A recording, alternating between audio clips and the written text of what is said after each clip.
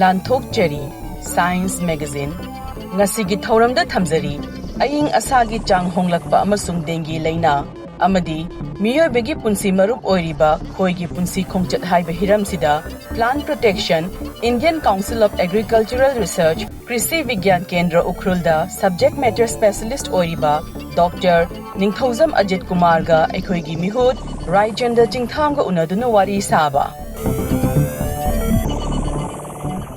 Aying Asagi Chaang Honglakpa amasung Dengue Leina Aying Asagi Chaang Honglakpa haibadi climate change hairaga aikhoina Meeoibagi thong thoksilna maram oiraga mafam amadagi leijaramba Aying Asagi Chaang da matam sangna changna ahongba lakpadubu khangnei climate change na maram oiraga longnaganba amasung tin kangna sandokpa laina kaya sandokpagi lamdasu aduk chawna ahongba kaya lakle kunmathoi suba chahi cha asida malemgi mafam khudingda Aying Asa Chaang honglakpana Meeoiba aikhoida thohalakpa laina singi marakta dengue hairaga khangnaba laina asisu khwaidagi mangjil thari haina World Health Organization na saktakhre Miyamna kinariba dengue haiba laina asi maru oina kang species ani haibadi Aedes aegypti amasung Aedes albopictus ke amomna sandokpa laina makhalbu khangnei kang makhal ani asina dengue virus asigi family Flaviviridae serotypes makhal mari haibadi den 1 den 2 den 3 amasung den 4 kang singna makhoigi ida puraga chatli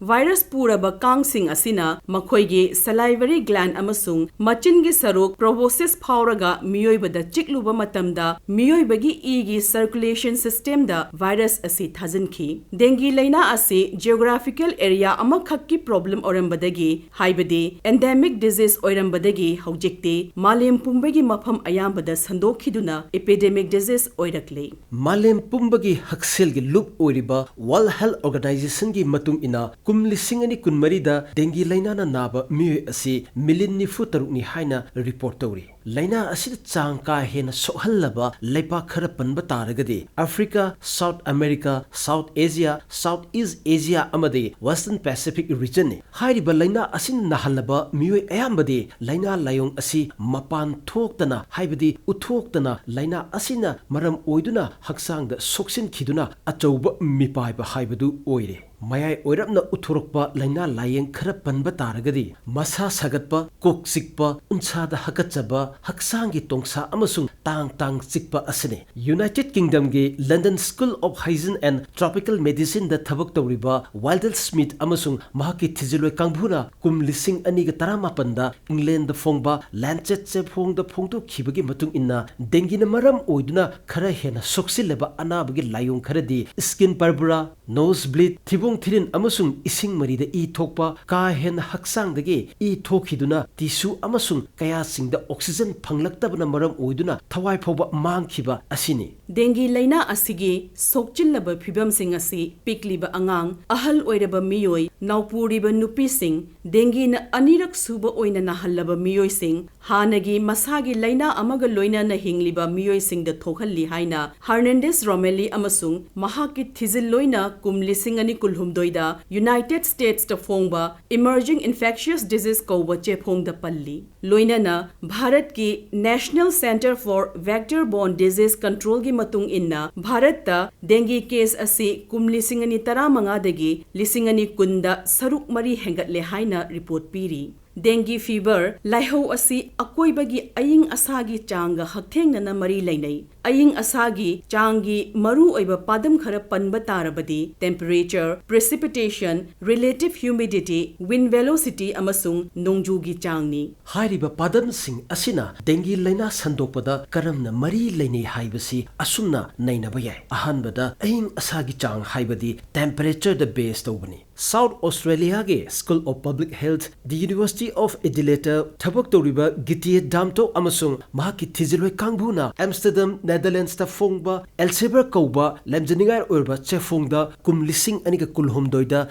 biomedicine da dengue laiho hengatpagi optimum temperature asi climatic zone khetnabagi matung ina khetnai haibasini Bharat ki oina tropical monsoon climate ki Celsius degree 38 tagina Celsius degree 35 da dengue fever khwai ख्वाइदगी संदुई हाइना Bharat की centre for climate change research Indian institute of tropical meteorology ministry of आर्थ sciences Pune की Sophia विंकल्सका अमसुंग महाकी थिजलोय कांगबुना कुमलिसिंगनी कुनमंगादा United States ता फोंगबा nature group की scientific report की सेफोंग अमदा फोंगदोकली अदुबु regional environment की थाकता मफम की खेतनबदी लेतब नत्ते भारत की कोनुंग ओरिबा दिल्ली की मी कुंगना ताब मफम असिदा डेंगी संदोपगी ख्वाइदगी चानब टेंपरेचर असी सेल्सियस डिग्री कुथ्रा दगिना सेल्सियस डिग्री कुथ्रा मपन ओइरे अमसुंग पुनेदना टेंपरेचर असी सेल्सियस डिग्री कुथ्रा मंगानी हाइना रिपोर्ट अदुदा मयक सेंगना पल्ली कुमलिसिन अनिगा कुंतरुक्ता यूनाइटेड स्टेट्स ता फोंगबा एनवायरनमेंटल रिसर्च जर्नल दा क्रिस्टी इबी अमसुंग Joshua निलमना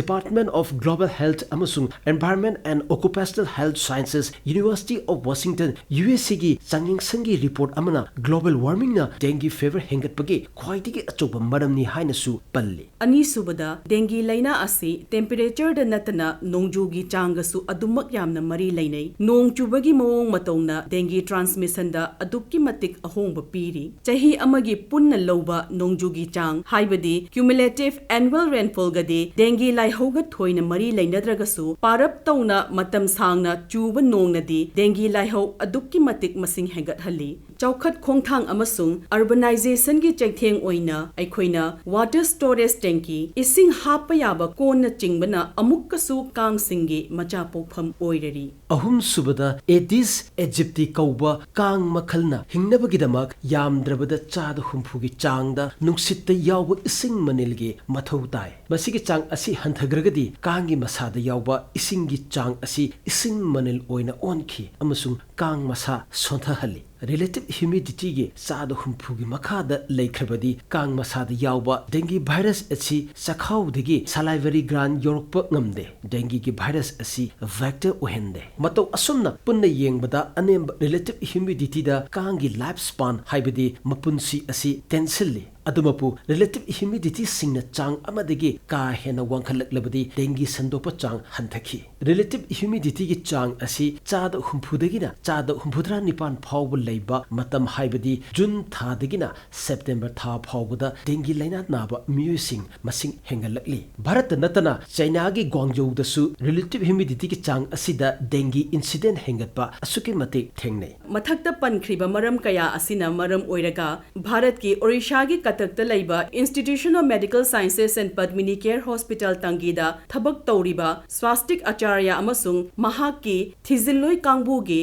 United States of America गे सैन फ्रांसिस्को द फोंगबा क्यूरियस जर्नल गे मतुंग इन्ना भारत तक ख्वाइदगी डेंगी केस वांगबा थासिंग असी जुनदगी हौरगा अक्टोबर फावनी हाइना रिपोर्ट सिंग द पल्ली साबगी चांग हंथरकलबा नवंबर था यौरकपददी डेंगी केस असी खरा खजिक नेमथरई national centre for vector borne disease control की चेफोंग मतुंग इन्ना डेंगी लाइना संदोक्तनबा कांगलोन खरा पनबा तारबदी अहानबदा सोर्स रिडक्शन हाइबदी कांगी मरुम कोकफम मफम हंथहनबा अनीसुबदा बायोलॉजिकल कंट्रोल ओइना कांग मचा चाथोपंग ngamba nga macha species gambusia natraga gapi thadaba ahum subada कांग मपी कंट्रोल तौनबा फॉगिंग अमसुंग स्प्रेइंग तौबा मरी सुबदा पर्सनल प्रोटेक्शन मेजर ओइना कांग चिखनदनबा कांखल न चिंगबा सिजिनबा मॉस्किटो रेपेलेंट तैबा इसा कुप फिरोल सेट चाबा असिनी पुमनमक्सी ओइदुनसु एखुइ मियुबना मालेमदा खल काइबगी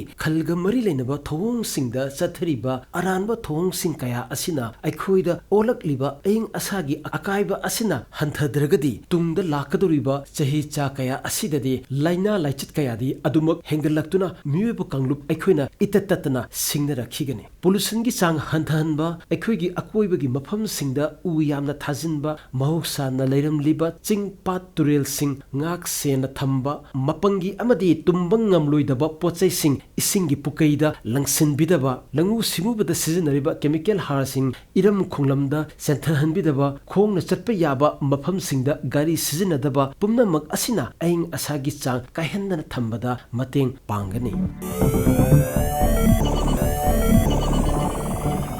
Aroibada amuk thamjari Meeoibagi Punsi Marup Oiriba Khoigi Punsi Khongchat haiba hiramsida Plant Protection Indian Council of Agricultural Research Krishi Vigyan Kendra Ukhrulda Subject Matter Specialist Oiriba Dr. Ningthoujam Ajitkumar ga Khoigi Mihut Raichanda Chingtham ga unaduna wari saba ngasi puduna laksari Science Magazine Meeoibagi Punsi Marup Oiriba Khoigi Punsi Khongchat haiba hiram sida khana nenaba Akashvani Imphal gi studio da lengsinduna leibiraba Dr. Ningthoujam Ajitkumar bu ahanmukta da ikai khunajaba gloinana taram nokcheri ayaknasu All India Radio amasu tabiriba Khoigi Bikpo ikai khunaba ga loinana koknona krumjari hainaba leyoja tabang meoiba si khoi sina mutkhagadi tabang meoiba su akhoi mutkani na hainaba su lei adugi mathakta khoi si Meeoibagi Marup ni na su akhoi ngasai gi akhoi khoi maramda thijiliba aduga akhoi na lai laisu haitingai digi hongna yamna kuireba meoibana punsirol ama semko matamda khoi haibasi magi marup ne haibasi akhoi loina khangduna laioja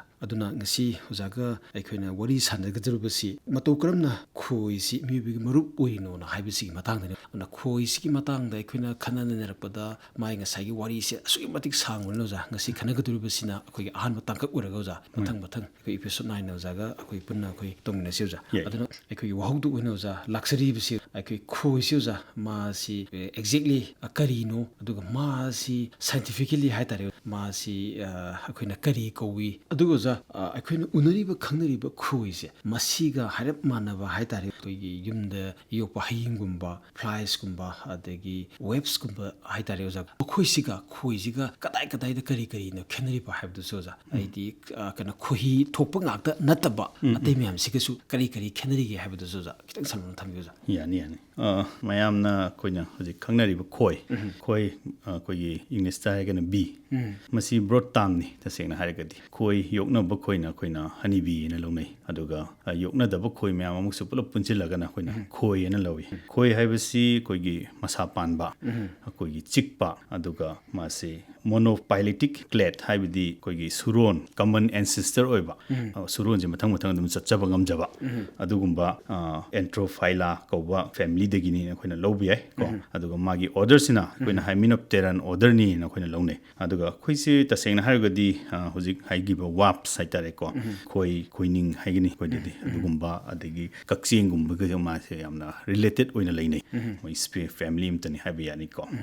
aduga moi khenabada khoigi body structure kari adumda khatang khenaba lakani aduga tin flies adigi khoigi pairiba tin kang macha khoigi hainauda karida tongba khoiman tin kharju lei moiga khenaba si karino haiga moigi masa sida sting yaudaba moidana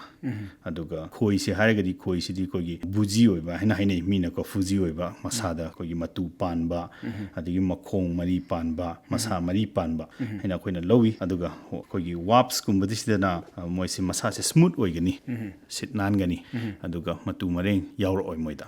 adugi flies kam khenabadana karino moidadi one pair of function wing ena moida lakani mamanga maninga balance oibako adu khoidana mu khenari se two pair of wing ena koina chakani ko antini yarokani haji magi matonda masam makokta adigi single piece eyes aduga moiga khenabse karino haragadi khoi sina koigi machinja khohi lokpa adigi pollen puba gi thabak tawi aduga flies sina khohi gi thabak adi pollen puba gi thabak se tawte za adugi huziki huzana ngasai khoi gi tapi bada ai khoi gi khoi maruina aikoina khohi thokpa khoi siuja khohi lokpa ngamba khoi sitiuja mai ngasai gi punsi rol semangamba punsi suthang naiba adugumba tin makhala makhangyoja do hariba adugumba family leiba haije batareoja makhoi gumba siga ngasai gi akhoi gi flies gumba khoining gumba webs gumba dugudi adu makhoi siju ngasai gi punsi rol family di leitabra punsi rol family lei tawbadabu waps ti koigi closely kanoga koigi khoiga moisi chamane moidi suron leiba kangu oigani aduga tin atai singsina apaiba tin koigi yumda leiba flies adagi koigi haida tariba tin macha apaiba singsidi moigi suron di leite moidi masana macha tunga kokpagi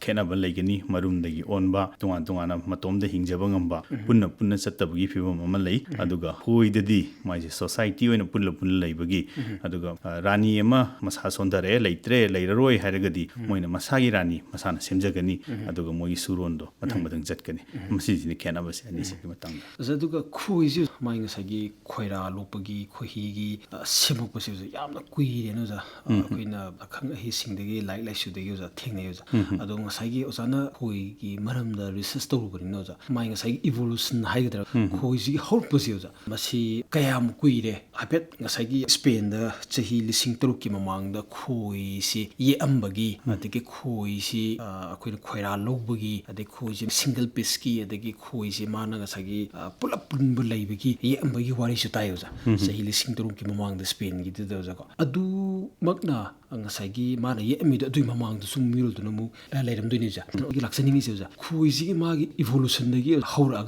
adagi hauzik si khoi sina malem si da exist la isi za choropa that back kumba kayam kumba de kuhire kadai kadai da leiri kaman report tongari habdu duzu za kitang thambiyo juga masagi magi planet sida kam hauroki habdu di akoina approximately 120 haidi cham kun manga million years ki mamang dagi haure habse akoina khangbanga mi ko scientist na hairam badagi Brazilian entomologist ko Keti Garvey haibun pasina man phong wudagi akoina khangbanga mi aduga tasingna di mogi evolution si yamna tangkhak naina mathang naina yamna lakpagi mawong amu ui tasingna di moi si aham da koina predator sa chaba kanguni na koina launarami aduga sum makoina mogi food habit hong pui matungina koi leinung leihi chaba adigi koi nectar chaba horeki ko masi koina prehistoric puari mamang sida koina early evidence kara koina ubu phangi cave kumbada koina mina thauri tawraga kakhatlaga koi harvest tawrambagi mayek koi cave ta koi surungda thamamba lising taret ki koi before Christ ki mamang da Spain gi Valencia hariba mhamjada akoina uba phangi adagi amuk makha tarakpada akoina European Africa Asia adagi Australia da koi honey gathering gi tawbugi hadi harvesting haita honey hunter haitare tawbugi niyam se akoina uba phangi makha tarakpada akoina puwari gi ancient Egyptian gi matang da akoina origin of bee ni haina lawba yare the birth of origin of beekeeping haina akoina ko koi gi macha pokpa hore and haibigi wakhan che ko masi sida akoina kedogi haban tumda Egyptian kangu singna akoina chahi lising ahunga chama supak natraga chahi lising aniga chamri gi BC gi mamang chida before Christ mamang chida moina horizontal oiba haidi koi polang gumba lina saba natraga koi wana saba polang gi semaga moina khoi gi yum saba je horaki moina sarga yum gi mapanda thamba aying mohomda thamba adi khomjil laga khoi hi se moina lai da katpagi mogi pharaoh hai mohon chida katpa khotpa adagi mogi ancestor myam china khoi hi chabagi wari khoi ubu phangi adugi mathakta amu tasengna hojik akoina royal jelly myamna kamai chani khangdri adu moigi history da mogi wari da royal jelly se mogi suron ningthogi macha singna charambagi wari pho akoina ubu phangi sumain tawdana koigi civilization amada mo north africa da haidi koigi leibakna saba pot sida 9000 years ago mamang sida south africa da su tawrambagi koina mami ubu phangi aduga Mesopotamian gi mapada koina 2000 years 2000 BC period asai sida ancient Israel kanguna akoigi straw na saba straw koigi charu na saba natraga leibak na saba se moina muk horaki adigi makha tarakda koina Greece ka Rome gada across the Mediterranean sida koina khoi loiba jiki horaki moina tawbudana tasengna leibak na saba natraga li na saba oina tawraki adigi makha tarakpada medieval haitare mayai oirakpa juk early modern period ka Europe mapase sidana European countries sida uda khoi loibagi adigi moina landa khoi sizinabagi khoi sina sinaraga khoi enemy sing tanthokpagi asigumbogi suron adigi land sizinabagi mawong ase khoina ubu phangai makha tarakpada khoina modern haitare modern anauba beekeeping revolution anauba hongokpa haitare masi khoina most probably 19th century da khoina haure haibe yare masi sida khoina kamain tawge habamda khoigi American gi Lorenzo Lorian Langstroth haiba scientist ko masi khoina father of bee su hainai ko mayamna masina maje angang oiringai digi magi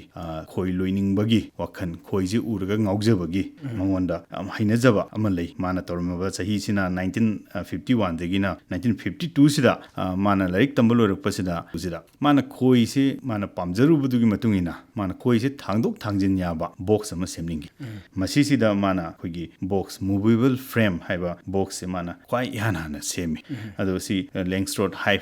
mana anauba khoi se thangdok thangjin tꯧba yaba ane mayum sembibagi technique si semakpadagi mase khoina father of modern beekeeping ena khoina lawgi ko aduga masidagi akoigi khoi gi box saba khoi gi mayum sabiba tasengna high fire se sabagi niyam se hogre masi tarakpada akoigi muk india da su akoigi khoi se hanadi khoisu jungle da phangba khoi adum harvest tawraga chaba adigi thainagi wari da kari da loinmak yaudana khoi ancient civilization gi matang da su khoi dum uba phangi tawbadabu india da khoina movable frame haibadi thangdu thangjin tawba yaba box horak pasit samlapna khoi 1850s haisida akoina kolkata da amukak try tawki length road hype set tawraga madu akhoi success oigide adagi success oiraktabdagi makhada akoina christian missionary reverend father lb newton haibanu pasina kerala da man box kitang pixel laga man box ama semgi 1909 digina 1917 bong manungjida koise thamna na bohona rai masisida box kitang pixel laga semba sida khoise koigi laiba khoise layu yarai adigi di madugi box se amuk akoina newton hive pena kauki aduna dumain torga akoi india da su movable oiba frame se asai gi father lb newton sina sabadagi box se koi india da su laiba yare maduduna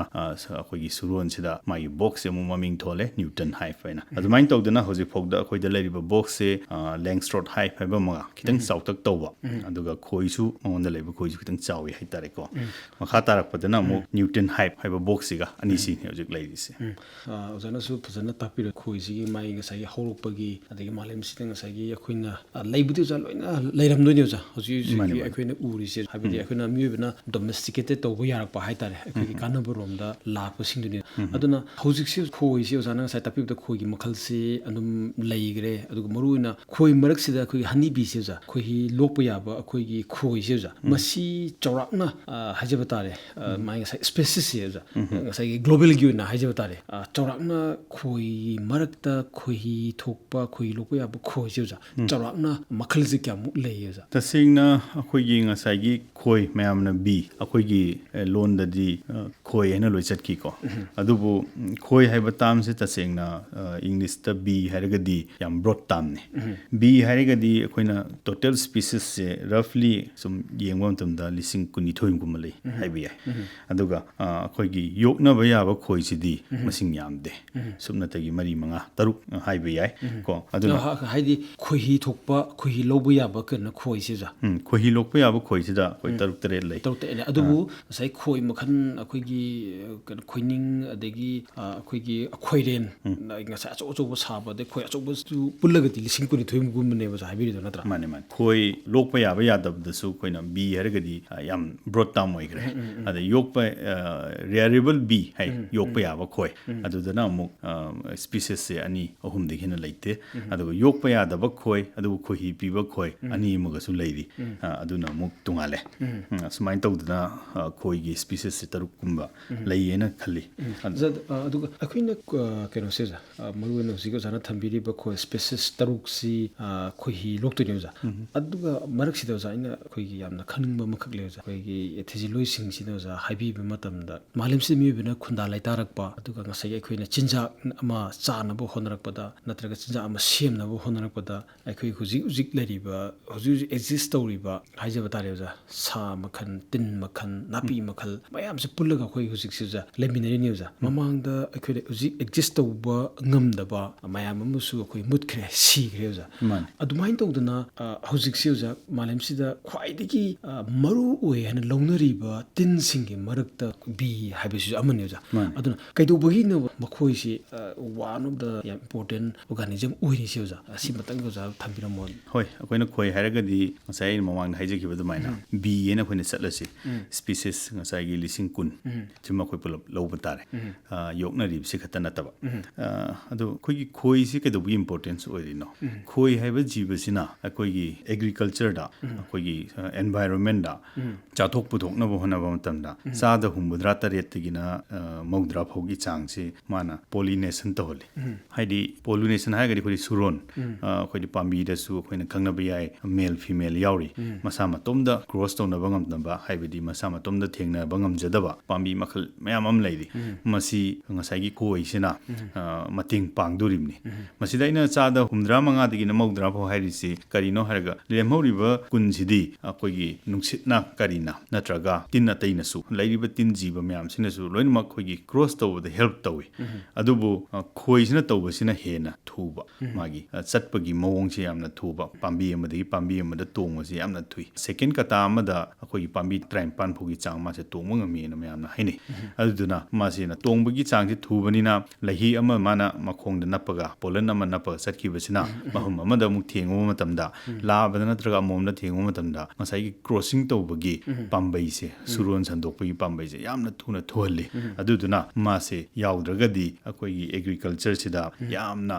ꯆꯥꯛꯊꯣꯡꯍꯟꯗꯕꯒꯤ ꯆꯥꯡ ꯌꯥꯝ ꯊꯣꯛꯀꯅꯤ ꯑꯗꯨꯗꯨꯅ ꯃꯥꯁꯦ ꯑꯩꯈꯣꯏꯒꯤ ꯈ꯭ꯋꯥꯏꯗꯒꯤ important ꯑꯣꯏꯕ ꯃꯔꯨ ꯑꯣꯏꯕ ꯇꯤꯟꯅꯤ ꯍꯥꯏꯅ ꯑꯩꯈꯣꯏꯅ ꯋꯥꯔꯜꯁꯤꯗ ꯍꯥꯏꯅꯔꯤꯕꯅꯤ ꯃꯔꯛꯇꯅ ꯑꯩꯈꯣꯏꯒꯤ ꯄꯥꯝꯕꯤꯁꯤꯡꯗꯁꯨ ꯑꯩꯈꯣꯏ ꯏꯟꯚꯦꯁꯤቭ ꯄ꯭ꯂꯥꯟ ꯍꯥꯏꯅ ꯂꯩꯗꯅ ꯉꯁꯥꯏꯒꯤ ꯑꯩꯈꯣꯏ ꯀꯣꯡꯒ꯭ꯔꯦꯁ ꯒ꯭ꯔꯥꯁꯀꯨꯝꯕ ꯍꯥꯏꯅꯕ ꯃꯥꯒꯤ ꯑꯀꯣꯏꯕꯗ ꯊꯥꯔꯒꯗꯤ ꯃꯅꯥꯛ ꯅꯛꯄꯗ ꯂꯩꯖꯔꯝꯃꯤꯕ ꯃꯍꯧꯁꯥꯒꯤ ꯃꯩꯇꯩꯂꯣꯟꯗ ꯑꯩꯈꯣꯏ ꯅꯥꯄꯤ ꯁꯤꯡꯕꯤ ꯀꯥꯏꯅꯒ ꯍꯥꯏꯅꯕ ꯑꯁꯤꯒꯨꯝꯕ ꯃꯁꯪꯁꯤꯡꯁꯤ ꯉꯁꯥꯏꯒꯤ ꯃꯨꯠꯈꯤꯕ ꯑꯗꯨꯒ ꯉꯁꯥꯏꯒꯤ ꯄꯥꯝꯕꯤꯁꯤꯡꯗꯨꯅ ꯍꯦꯟꯅ ꯀꯟꯇ꯭ꯔꯣꯜ ꯇꯧꯁꯟꯈꯤꯕ ꯑꯗ ꯃꯥꯁꯨ ꯄꯥꯝꯕꯤ ꯑꯃ ꯑꯣꯏꯔꯒꯁꯨ ꯃꯉꯣꯟꯗꯒꯤ ꯃꯤꯑꯣꯏꯕꯗ ꯀꯥꯟꯅꯕꯗꯤ ꯄꯤꯗꯕꯒꯨꯝꯕ ꯍꯥꯏꯇꯥꯔꯦ ꯑꯗꯨꯃꯥꯏꯅ ꯇꯧꯗꯅ ꯈꯣꯏꯁꯤꯗꯁꯨ ꯉꯁꯥꯏꯒꯤ ꯑꯩꯈꯣꯏꯁꯤꯗ ꯂꯩꯖꯔꯤꯕ ꯈꯣꯏꯁꯤ ꯅꯠꯇꯕ ꯉꯁꯥꯏꯒꯤ ꯋꯦꯁꯇꯔꯟ ꯌꯨꯔꯣꯄꯤꯌꯟ ꯑꯩꯈꯣꯏ ꯍꯅꯤꯕꯤꯒꯨꯝꯕ ꯁꯤ ꯑꯩꯈꯣꯏꯅ ꯁꯤꯗ ꯄꯨꯁꯜꯂꯛꯑꯀꯥꯟꯗ ꯌꯣꯛꯄ ꯃꯇꯝꯗ ꯑꯩꯈꯣꯏ ꯍꯥꯟꯅ ꯂꯩꯖꯔꯝꯃꯤꯕ ꯑꯩꯈꯣꯏꯒꯤ ꯈꯣꯏꯁꯤ ꯁꯤꯁꯤꯅ ꯁꯔꯚꯥꯏꯚ ꯇꯧꯕ ꯉꯝꯗꯕꯒꯤ ꯍꯥꯏꯒꯗ꯭ꯔꯥ ꯅꯠꯇ꯭ꯔꯒ ꯈꯣꯏ ꯃꯁꯦꯟꯁꯦ ꯆꯤꯛꯅꯕꯗꯒꯤ ꯍꯥꯏꯒꯗ꯭ꯔꯥ ꯍꯥꯏꯗꯤ ꯉꯁꯥꯏ ꯏꯟꯚꯦꯖꯤꯞ ꯏꯟꯁꯦꯛꯀꯨꯝꯕ ꯍꯥꯏꯗꯤ ꯏꯟꯚꯦꯖꯤꯞ ꯑꯩꯈꯣꯏꯒꯤ ꯕꯤꯒꯨꯝꯕꯁꯦ ꯃꯁꯤ ꯍꯧꯖꯤꯛꯁꯤ ꯑꯦꯛꯖꯤꯁ ꯇꯧꯔꯕ꯭ꯔꯥ ꯅꯠꯇ꯭ꯔꯒ ꯇꯧꯔꯛꯄ ꯌꯥꯕꯒꯤ ꯆꯥꯟꯁꯦꯁ ꯂꯩꯕ꯭ꯔꯥ ꯍꯥꯏꯕꯗꯨꯁꯨ ꯈꯤꯇꯪ ꯊꯝꯕꯤꯔꯝꯕ ꯌꯥꯕ꯭ꯔꯥ ꯍꯣꯏ ꯇꯧꯔꯛꯄ ꯌꯥꯕꯒꯤ ꯆꯥꯟꯁ ꯂꯩ ꯍꯥꯏꯕꯁꯤꯗꯤ ꯑꯗꯨꯝ ꯆꯥꯟꯁ ꯂꯩ ꯍꯥꯏꯕ ꯇꯥꯔꯦ ꯑꯗꯣ ꯇꯧꯕꯇꯕꯨ ꯈꯣꯏꯒꯤ ꯃꯥꯒꯤ ꯃꯅꯨꯡꯗ ꯃꯥꯒꯤ ꯑꯦꯟꯚꯥꯏꯔꯣꯟꯃꯦꯟ ꯑꯃ ꯃꯁꯥꯅ ꯁꯣꯁꯤꯌꯦꯜ ꯑꯣꯏꯕ ꯃꯣꯏꯒꯤ ꯁꯣꯁꯥꯏꯇꯤ ꯑꯃ ꯁꯦꯝꯖꯕꯅꯤꯅ ꯉꯁꯥꯏ ꯈꯣꯏ ꯕꯣꯛꯁ ꯑꯃꯒ ꯈꯣꯏ ꯕꯣꯛꯁ ꯑꯃꯒ ꯂꯩꯃꯤꯟꯅꯕ ꯃꯇꯝꯗ ꯃꯣꯏ ꯃꯁꯥꯅ ꯆꯤꯛꯅꯕꯒꯤ ꯋꯥꯔꯤꯁꯦ ꯂꯩꯇꯦ ꯇꯁꯦꯡꯅ ꯍꯥꯏꯖꯔꯒꯗꯤ ꯉꯁꯥꯏꯒꯤ ꯑꯦꯐꯤꯁ ꯃꯦꯂꯤꯐꯦꯔꯥꯁꯨ ꯊꯝꯕ ꯁꯦꯔꯦꯅꯥꯁꯨ ꯊꯝꯕ ꯑꯗ ꯑꯅꯤꯁꯤꯗ ꯈꯟꯅꯅꯤ ꯍꯥꯏꯕꯗꯤ ꯂꯩꯇꯦ ꯀꯔꯤꯒꯤꯅꯣ ꯍꯥꯏꯔꯒ ꯃꯣꯏ ꯃꯅꯨꯡꯗ ꯃꯣꯏ ꯃꯁꯥꯒꯤ ꯁꯣꯁꯥꯏꯇꯤ ꯑꯃ ꯁꯦꯝꯖꯩ ꯃꯁꯥꯒꯤ ꯃꯅꯝ ꯑꯃ ꯁꯦꯝꯖꯩ ꯐꯦꯔꯣꯃꯣꯟ ꯑꯃ ꯀ꯭रिꯌꯦꯠ ꯇꯧꯖꯩ ꯃꯣꯏꯒꯤ ꯃꯁꯥꯒꯤ ꯑꯦꯟꯚꯥꯏꯔꯣꯟꯃꯦꯟ ꯑꯃ ꯑꯗꯨꯗꯨꯅ ꯑꯗꯨꯒꯤꯗꯤ ꯌꯥꯝ ꯀꯟꯅ ꯃꯣꯏ ꯃꯔꯛꯇ ꯁꯣꯛꯅꯕꯗꯤ ꯂꯩꯔꯣꯏ ꯑꯗꯨꯕꯨ ꯍꯧꯖꯤꯛ ꯑꯩꯈꯣꯏꯅ ꯌꯥꯝ ꯀꯟꯅ ꯚꯦꯁꯄꯥ ꯍꯥꯏꯅ ꯇꯤꯟ ꯑꯃ ꯑꯩꯈꯣꯏꯒꯤ ꯂꯩꯕꯥꯛꯀꯤ ꯈꯣꯏꯅ ꯃꯌꯥꯝꯅ ꯍꯧꯖꯤꯛ ꯑꯩꯈꯣꯏ ꯆꯤꯡ ꯃꯥꯟꯗ ꯃꯣꯏꯒꯤ ꯐꯦꯁꯇꯤꯚꯦꯜ ꯃꯇꯝꯗ ꯆꯥꯎꯅ ꯑꯃ ꯄꯨꯊꯣꯔꯒ ꯃꯣꯏꯒꯤ ꯍꯟꯗꯣ ꯌꯥꯝꯅ ꯇꯥꯡꯅ ꯆꯥꯅꯕ ꯑꯃ ꯑꯩꯈꯣꯏꯅ ꯌꯥꯝ ꯇꯣꯏꯅ ꯊꯦꯡꯅꯩꯀꯣ ꯃꯌꯥꯝꯅꯁꯨ ꯈꯪꯕꯤꯔꯝꯒꯅꯤ ꯃꯁꯤ ꯑꯩꯈꯣꯏꯅ ꯃꯄꯥꯛꯇꯣ ꯑꯩꯈꯣꯏꯒꯤ ꯌꯥꯡꯀꯣꯛꯃꯨꯛ ꯄꯥꯛꯄ ꯃꯥꯒꯤ ꯈꯣꯏꯔꯥ ꯉꯁꯥꯏ ꯚꯦꯁꯄꯥ ꯍꯥꯏꯔꯤꯁꯦ ꯂꯩꯕꯥꯛꯀꯤ ꯈꯣꯏꯁꯦ ꯃꯁꯤꯗ ꯃꯣꯏ 15,000 15 ꯏꯚꯟ 90 ꯐꯥꯎ ꯌꯧꯅ ꯌꯥꯝꯅ ꯇꯥꯡꯅ ꯌꯥꯝꯅ ꯆꯥꯅꯔꯤ ꯌꯥꯝ ꯍꯥꯎꯋꯦꯅꯀꯣ ꯃꯁꯤꯒꯤ ꯇꯤꯟꯁꯦ ꯇꯁꯦꯡꯅꯗꯤ ꯃꯥ ꯂꯥꯛꯑꯒꯗꯤ ꯃꯥꯁꯤꯅ ꯈꯣꯏꯁꯦ ꯆꯥꯊꯣꯛꯏ ꯑꯗꯨꯅ ꯃꯣꯏꯁꯦ ꯇꯁꯦꯡꯅ ꯈꯣꯏꯗ ꯗꯥꯏꯔꯦꯛ ꯑꯦꯇꯦꯛ ꯇꯧꯅꯤꯡꯕꯗꯤ ꯅꯠꯇꯦ ꯃꯣꯏꯁꯦ ꯐ꯭ꯂꯦꯁ ꯆꯥꯕ ꯑꯩꯈꯣꯏꯒꯤ ꯁꯥ ꯉꯥ ꯆꯥꯕ ꯒ꯭ꯔꯨꯞ ꯃꯈꯜ ꯑꯃ ꯑꯣꯏꯗꯣꯔꯤꯅꯦꯕꯀꯣ ꯃꯗꯨꯗ ꯃꯥꯁꯤꯅ ꯂꯥꯛꯑꯒ ꯑꯩꯈꯣꯏꯒꯤ ꯈꯣꯏꯁꯦ ꯑꯦꯇꯦꯛ ꯇꯧꯕꯒꯤ ꯍꯦꯕꯤꯠ ꯑꯃ ꯌꯥꯝꯅ ꯇꯣꯏꯅ ꯎꯏ ꯆꯤꯡꯗꯁꯨ ꯎꯏ ꯃꯥ ꯂꯩꯔꯒꯗꯤ ꯃꯥꯁꯤꯅ ꯑꯩꯈꯣꯏꯅ ꯁꯨꯝ ꯍꯥꯏꯅꯕꯗ ꯚꯤꯂꯦꯖ ꯑꯃꯗ ꯈꯨꯟ ꯑꯃꯗ ꯃꯗꯨꯒꯨꯝꯕ ꯈꯣꯏ ꯌꯣꯛꯄ 3 ꯂꯩꯈ꯭ꯔꯒꯗꯤ ꯃꯗꯨꯗꯨꯗ ꯑꯩꯈꯣꯏꯅ ꯑꯌꯣꯛ ꯈꯣꯏꯁꯦ ꯂꯩꯕ ꯉꯝꯗꯗꯅ ꯂꯣꯏꯅꯃꯛ ꯆꯦꯟꯈꯤ ꯍꯥꯏꯕꯁꯦ ꯑꯩꯈꯣꯏꯅ ꯑꯗꯨꯝ ꯈꯪꯕ ꯉꯝꯃꯤ ꯑꯗꯨꯅ ꯑꯗꯨꯒꯨꯝꯕ ꯂꯥꯛꯑꯒꯗꯤ ꯑꯩꯈꯣꯏꯒꯤꯁꯤꯗ ꯁꯣꯛꯄꯗꯤ ꯑꯗꯨꯝ ꯂꯥꯛꯀꯅꯤ ꯑꯗꯨꯒ ꯍꯤꯗꯥꯛ ꯅꯨꯡꯗꯥꯛ ꯁꯤꯖꯤꯟꯅꯕꯒꯤꯗꯤ ꯉꯁꯥꯏꯒꯤ ꯃꯁꯥ ꯇꯟꯊꯔꯛꯄ ꯈꯣꯠꯊꯔꯛꯄ ꯀꯣꯂꯣꯅꯤꯗꯣ ꯍꯟꯊꯔꯛꯄ ꯃꯥꯏ ꯄꯣꯄꯨꯂꯦꯁꯟ ꯍꯟꯊꯔꯛꯄꯒꯤ ꯄ꯭ꯔꯣꯕ꯭ꯂꯦꯝ ꯑꯗꯨꯝ ꯈꯔ ꯂꯥꯛꯀꯅꯤ ꯑꯗꯨꯒ ꯑꯩꯈꯣꯏ ꯀ꯭ꯂꯥꯏꯃꯦꯠ ꯆꯦꯟꯖꯀꯤ ꯃꯁꯤꯁꯤꯅ ꯑꯃꯨꯛ ꯁꯣꯛꯍꯟꯗꯣꯏꯁꯤꯅ ꯀꯔꯤꯒꯨꯝꯕ ꯑꯩꯈꯣই ꯊꯝꯖꯔꯤꯕ ꯃꯐꯝꯗꯨꯗ ꯍꯦꯕꯤꯇꯦꯠ ꯃꯦꯅꯤꯄꯨꯂꯦꯁꯟ ꯇꯧꯔꯛꯑꯒꯗꯤ ꯍꯥꯏꯕꯗꯤ ꯁꯦꯡꯅ ꯏꯁꯤꯡ ꯆꯥꯎꯊꯣꯛꯑꯒꯗꯤ ꯑꯗꯨꯝ ꯈꯣꯏꯁꯦ ꯂꯣꯏ ꯄꯥꯏꯈ꯭ꯔꯅꯤ ꯑꯁꯤꯒꯨꯝꯕ ꯀꯟꯗꯤꯁꯟ ꯑꯗꯒꯤ ꯌꯥꯝꯅ ꯀꯥ ꯍꯦꯟꯅ ꯁꯥꯕ ꯃꯣꯏ ꯂꯩꯕ ꯉꯝꯗꯦ ꯑꯗꯨꯒꯨꯝꯕꯁꯤꯗ ꯑꯩꯈꯣꯏꯒꯤ ꯄ꯭ꯔꯣꯕ꯭ꯂꯦꯝ ꯈꯔꯗꯤ ꯑꯗꯨꯝ ꯊꯦꯡꯅꯕ ꯐꯪꯉꯤ Meeoibagi Punsi Marup Oiriba Khoigi Punsi Khongchat haiba hiramsida Plant Protection Indian Council of Agricultural Research Krishi Vigyan Kendra Ukhrul da Subject Matter Specialist Oiriba Dr. Ningthoujam Ajitkumar ga Khoigi Mihut Raichanda Chingtham ga unadunu wari saba tahan chakibaga loinana ngasigi Science Magazine lanthokchaba matang asta loizari mathang lepak pokpa numit pungpham asimakta da amuk phangbigani Science Magazine